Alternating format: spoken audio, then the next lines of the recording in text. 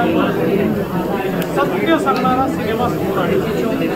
कारण इतिहासाने आणि विशेषतः काँग्रेसी इतिहासकारांनी आणि लेफ्टिस्ट इतिहासकारांनी सर्वात जास्त अन्याय जर कुठल्या एका स्वातंत्र्य सेनानींवर केला असेल तर ते स्वातंत्र्यवीर सावरकर आणि त्यांची एक खरी कहाणी आहे। त्यांचं जे खरं कॉन्ट्रीब्युशन आहे या सिनेमाच्या माध्यमातून रणदीप गुलाजींनी ते आपल्यापर्यंत आणलेलं आहे। आणि मला आज याचा अधिक आनंद आहे की हिंदीमध्ये रिलीज झाल्यानंतर लोकांना तो आवडत असताना त्याची मराठीमध्ये देखील तो आणला। मराठी माणसाने आपला स्वातंत्र्यवीर सावरकर एक असं स्वप्न आहे की जे प्रत्येक मराठी माणूस पाहतोच। आणि हा सिनेमा मराठीमध्ये रिलीज होत असताना त्या ठिकाणी उपस्थित राहण्याची संधी मिळाली आहे। मला मनापासून आनंद आहे आणि मी सर्वांना अपील करणार आहे की हिंदीमध्ये बघा, मराठीमध्ये बघा, पण प्रत्येकाने खरा इतिहास जर देशाचा जाणून घ्यायचा असेल, आपले खरे हिरोज कोण आहेत हे जर जाणून घ्यायचं असेल तर हा सिनेमा बघितलाच पाहिजे असं माझं सगळ्यांना आव्हान आहे। सर, आपण नेहमी असं म्हणतो की आपण अनेक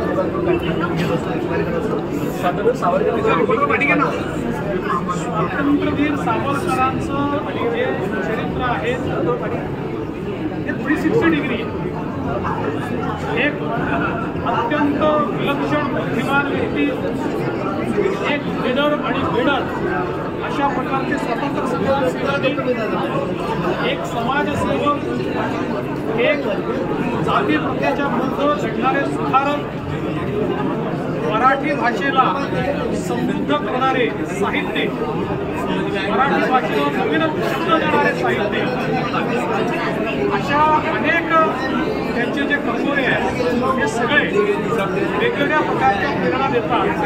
मला असं स्वातंत्र्यवीर सावरकर सामान्य माणसाला प्रेरणा तर दिलीच, त्यासोबत भारतीय संस्कृती, हिंदुत्व याबद्दल काही चुकीच्या संकल्पना होत्या त्याही स्पष्टपणे समाजासमोर आणण्याचं काम त्यांनी केलं आहे। म्हणून आम्हाला नेहमीच ते प्रेरणा देतात। रणदीप सर आहे, अंकिता आहे, त्यांचं तुम्ही ट्रेलर पाहिलं या बिझी शेड्यूल सिनेमासाठी आला, आज तो आनंद वेगळा तुम्हाला शुभेच्छा द्यायला मला दोन्ही फिल्मांचंही खूप मनापासून एक तर आजच्या कमर्शियल युगामध्ये अशा प्रकारचा संकल्पना ही देखील एक विलक्षण आहे आणि तीही स्वातंत्र्यवीर सावरकरांवर रणदीप गुलाजी पुढाकार घ्यावा हा देखील मला असं वाटतं एक विलक्षण अशा प्रकारचं जी कथा आहे। आणि या कथांनी या सगळ्या भूमिकांना इतका सुंदर न्याय दिला आहे की प्रत्यक्ष असं वाटतं की आपण त्या कालखंडात पोहोचलो। अतिशय इम्पॅक्टफुल ज्याला आपण बोलू शकतो तशा प्रकारचं तर एक महत्त्वाचं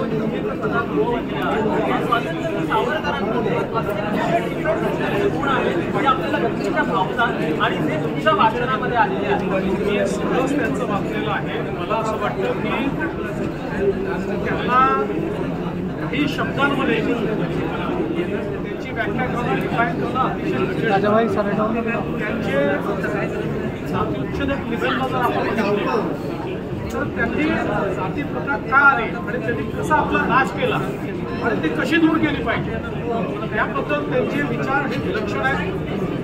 विज्ञान अधिष्ठित त्यांनी जे लेखन केलेलं आहे, जीवनामध्ये कुठलीही गोष्ट धर्म असेल किंवा विचार असेल याच्या पाठीमागचं विज्ञान काय आणि ते विज्ञान संपल्यामुळे आम्ही कसे गुलाम झालो या संदर्भात त्यांनी जे विचार मांडलेले आहेत मला असं वाटतं सगळंच प्रेरक।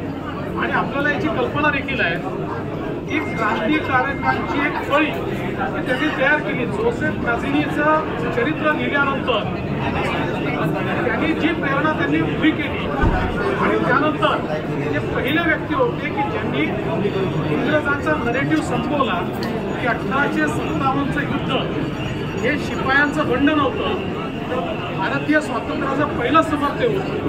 त्यामुळे काउंटर नरेटिव्ह हा कसा उभा करता येतो हे देखील त्यांनी आपल्याला शिकवलं. चित्रपट पाहण्यासाठी राहुल गांधी यांना तिकीट मागवलं झालं. राहुल गांधी हा सिनेमा पाहायला येत असतील तर माझ्या खर्चाने मी पूर्ण थिएटर बुक करेन आणि त्यांना एकट्याला पाहण्याकरता थिएटरमध्ये पूर्ण व्यवस्था करेन.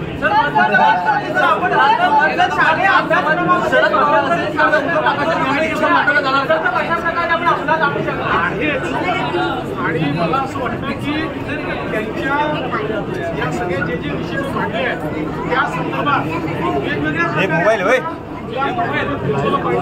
पण मी असं म्हणतो की आजच्या परिस्थितीत सगळ्यात पॉवरफुल माध्यम काय आहे तर ते सिनेमा आहे. हे माध्यम खऱ्या अर्थानं जास्तीत जास्त लोकांपर्यंत पोहोचतं, युवा पिढीपर्यंत पोहोचतं.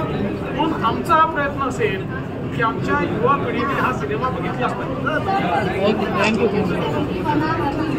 भाई कैमरा पीछे नहीं आता ना, पीछे शूट करेंगे. आपको जूम इतना क्यों हो, आप फ्रेम में नहीं आएंगे ना. तो आप थोड़ा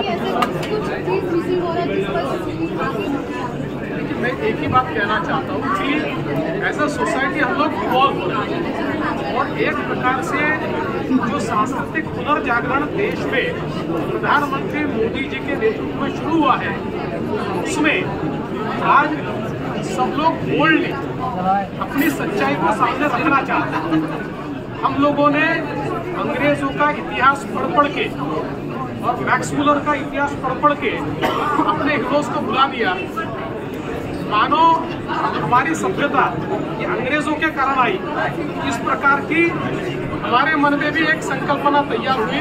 हम ये भूल गए कि जब वो लोग स्टोन एज में थे तब भी हम पूरे तरीके से विकसित रूप में हमारी सभ्यता थी.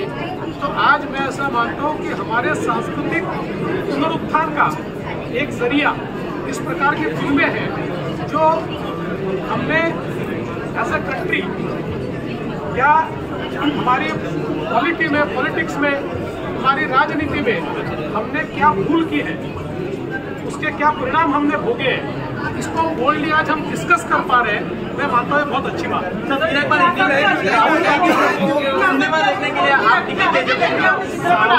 मैं ऐसा मानता हूँ कि राहुल गांधी जी ने सावरकर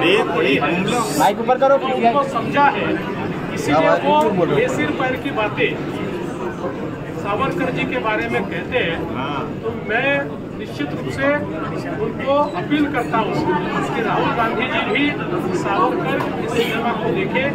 अगर वो देखना चाहते हैं तो मैं स्वयं अपने खर्चे से पूरा सिनेमा हॉल उनके लिए बुक करूँगा और इस सिनेमा को देखने के बाद जिस प्रकार की बेसिर पैर बातें ये सावरकर जी के बारे में कहते हैं वो कहना बंद कर दो. Thank you sir, very nice. बाद वो शक्कर भाई लो ऑर्डर देखो बराबर है क्या. एम्बुलेंस को छापो, एम्बुलेंस